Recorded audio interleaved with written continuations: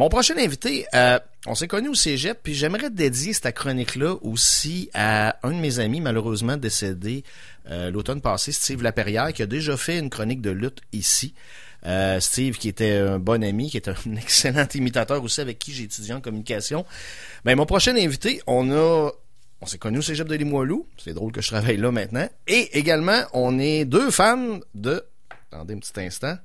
Là, je vais monter son son après, mais qui entend ça, il va tellement sourire.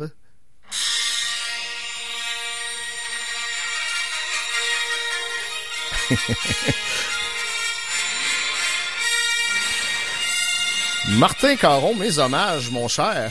Écoute, merci beaucoup, Dominique, de m'accueillir à ton émission. C'est très apprécié, sache-le. Ben, écoute, ça fait plaisir. Puis j'ai eu le flash pendant que je t'ai mis sur attente. Parce que je sais pas si tu connaissais mon ami Steve Laperrière, qui est un fan d'Elvis, entre autres, qui est malheureusement décédé d'un cancer virulent. Là, le cancer, là, on souhaite pas ça à personne, même à nos pires ennemis. Lui, c'est un de mes bons amis, en plus, gars du cégep que j'ai connu en communication, qui faisait des imitations. Écoute, c'était le seul, je pense, que je connais sur Terre, puis je suis pas sûr qu'André-Philippe Gagnon était capable de faire ça. Il était capable de faire René Simard jeune et René Simard vieux, là.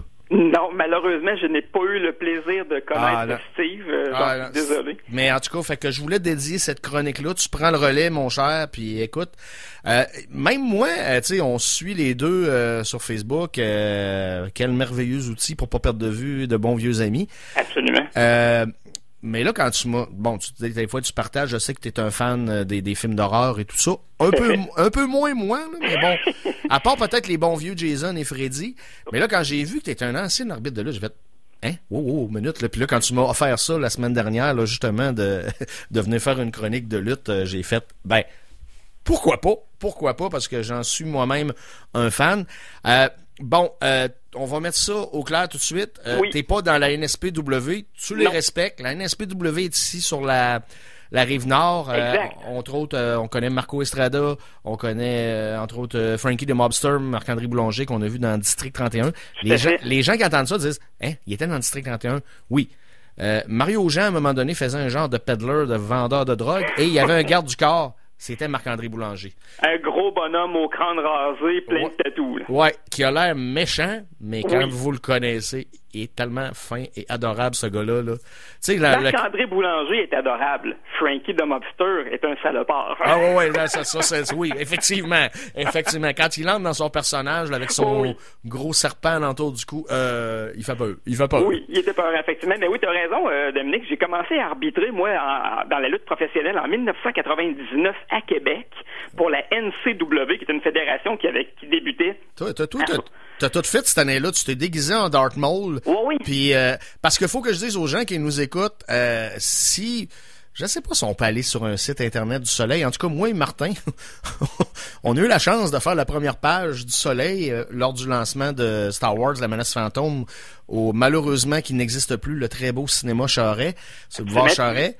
Tu incarnais Obi-Wan Kenobi, j'étais Darth Maul, tu l'as bien dit. Effectivement, et on est même allé se battre, pour les gens qui se rappellent de la salle 1, on est allé se battre sur la scène. Absolument, ça avait fait beaucoup jaser, rappelle-toi. Et puis moi, là, je vais dire, je suis revenu au banc, puis j'ai dit à la mère de mes filles, qui était ma conjointe, que j'aime beaucoup toujours, j'avais dit à Julie, je viens de comprendre ce que tu sais, quand on lisait que les joueurs de hockey ou les chanteurs, les chanteuses disaient, on ressent l'énergie de la foule. On l'a ressenti solide ce soir-là. Là. Ça a été notre petit moment de gloire, je pense, en termes de personnificateur de Star Wars. Oh oui, ça a été un très, très beau moment. J'en garde un souvenir absolument extraordinaire. Et je vais même te dire, je vais même aller plus loin que ça.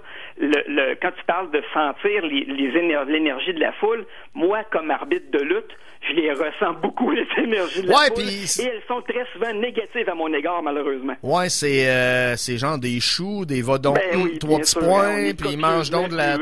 par le public, parce que, bon, je dois l'admettre, Dominique, j'ai pas toujours été un arbitre impartial dans ma carrière. Ah, tiens donc, tu me surprends. Est-ce qu'on connaît ça dans la lutte? J'ai parfois fermé les yeux sur certains gestes, disons, qui pourraient être considérés comme illégaux, commis par certains lutteurs. Oui, ça m'est arrivé. Je dois l'admettre, mais on commet tous des erreurs dans notre jeunesse. Ah, absolument. Puis il faut dire que, tu sais, à un moment donné, le bon, le mauvais, quand les deux s'affrontent, l'arbitre, ces trois-là font partie du spectacle. Oui, absolument. Un arbitre est indispensable à un show de lutte. On dit souvent, c'est évident que les vedettes principales, ce sont les gladiateurs dans le ring, ça va de soi, mais un arbitre est très important pour différentes raisons que j'énumérerai pas aujourd'hui, mais il y a une place, il joue une place prépondérante là, dans un combat de lutte, effectivement, ça, il n'y a aucun doute là-dessus. Et parfois, il y a des gérants de lutteurs qui ont des portefeuilles bien garnis. Et un lutteur et un arbitre, ça gagne pas sa vie très cher. Ah, OK. Fait que ça fait toujours, ça arrondit bien les fins de mois, comme on dit. Puis tu sais, je veux dire, toi, t'as un emploi normal là, tous les jours, mais à un moment donné, tu sais. Oui, c'est ça. Quand un gérant te dit, ouais, là, mon lutteur va peut-être donner un coup de chaise aujourd'hui, ce soir, à tel lutteur, fait que, va te donner un petit vin, puis tu t'as rien vu, OK? Ah, tu sais, je te parle pendant ce temps-là, puis tu tournes le dos, là, tu sais, genre. C'est ça, c'est en plein ça. T'as compris. Écoute, je suis là parce que j'aimerais beaucoup te parler, Dominique, d'une nouvelle fédération de lutte qui va ouvrir ses portes en avril sur la Rive-Sud à Lévis. OK. Moi, ma première question, y a-tu une place? Tu sais, on sait que la NSPW ici sont pas loin de la station, là, au centre Horizon, là, qui est très près de la Reed Paper, là, qu'on appelle. Exact. Mais là, vous, y a-tu une place que vous avez déjà spoté, là, comme on dit? Là, Tout à fait. La QCW a une entente avec le complexe Deux Glaces Onco à Lévis. C'est situé sur l'avenue Taniata, plus précisément. Oui, d'ailleurs, c'est là que souvent lieu, c'est drôle que tu dises ça parce que je viens de passer une tourne de Bob Bissonnette et c'est souvent là que lieu la fameuse classique Bob Bissonnette à chaque année depuis malheureusement son décès. Donc, c'est une belle place là, quand même. Oui, c'est un très très bel endroit. Le gala de lutte aura lieu le 8 avril. C'est un samedi 2023. Ça commence à 19h. Les billets sont en vente dès maintenant. D'ailleurs, il y en a déjà un certain... Je pense que le tiers, je pense même le plus qu'il y a le tiers des billets vendus déjà. Ça peut s'acheter sur le site lepointdevente.com. C'est facile, hein, quand on va sur lepointdevente.com, on peut facilement trouver QCW Wrestling et voir le gala Reborn, donc acheter des billets là. Ou encore, les gens peuvent tout simplement aussi suivre ou aimer la page Facebook QCW Wrestling. Okay. Et là, il y aura un lien qui va les amener directement sur la page d'achat de billets. Et les gens pourront voir sur la page Facebook également des vidéos qui ont été faites par des lutteurs qui sont sur le gala du 8 avril et qui font leur promotion là, pour annoncer leur combat. Et tu vas voir qu'il y a des gens là-dessus qui sont très impressionnants, Dominique. Permets-moi de t'en parler quelques minutes. Oui. Commençons par un type qu'on appelle le géant d'Arco. Ce gars-là, il se fait pas appeler géant pour rien. C'est un monstre de 6 pieds 9 pouces. Aïe aïe. Il pèse 350 livres. C'est un gars qui a fait la pluie et le beau temps dans les 10 dernières années. Même un peu plus que ça, en fait, ça fait plus longtemps que ça, je m'excuse. Il y a un gars qui a lutté sur le territoire du Québec, mais aussi en Ontario. C'est un personnage extrêmement impressionnant. On a Sexy Eddie aussi, que peut-être les gens de Québec connaissent un peu moins, mais Sexy Eddie, c'est un lutteur de Montréal qui a fait sa marque aux États-Unis, notamment dans la CZW, dans la NWA. La NWA, c'est une grosse fédération. Oui, quand même. Moi, j'ai eu la chance d'arbitrer pour la NWA à Montréal parce qu'il y a eu un chapitre Montréal à un moment donné, il y a quelques années. C'est un lutteur qui a eu une belle carrière. Chase Ironside à Québec, on le connaissait plus sous le nom de Piranha à l'époque quand il luttait au Centre Horizon puis au sous-sol de l'Église Saint-Esprit. C'était un bonhomme aussi qui a gagné 6 fois des championnats au Québec.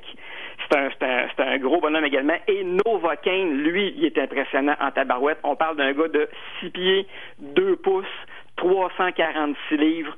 C'est une brute. Et on dit de lui qu'il est un des lutteurs les plus forts en termes musculaires là, qui se produit au Québec en ce moment. Là.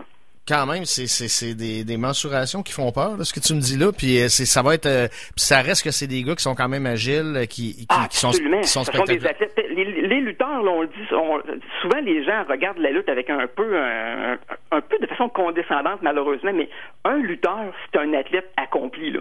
C'est quelqu'un qui a une endurance physique à toute épreuve. Ces gars-là reçoivent des coups et encaissent des prises de lutte qui sont pas faciles sur le corps. Là. À long terme, à tout le moins, là, c'est pas facile. Ce sont des gars aussi qui sont forts, hein, qui sont très forts physiquement. Ils sont capables de soulever des gros bonhommes qui pèsent, comme je l'ai dit tantôt, des 300 livres, des 280 livres. Ils sont capables de les lever des fois au bout de leurs bras. Là. Ça prend une force spectaculaire spectaculaires pour faire ça. Ce sont aussi des gars qui ont un très, très bon cardio. Parce que, crois-moi, là, des combats de lutte qui durent moins de 10 minutes, ça existe à peu près pas, là. Non, c'est un 10 minutes intense où les gars se frappent, reçoivent des coups, courent dans le ring, font de la haute voltige, etc.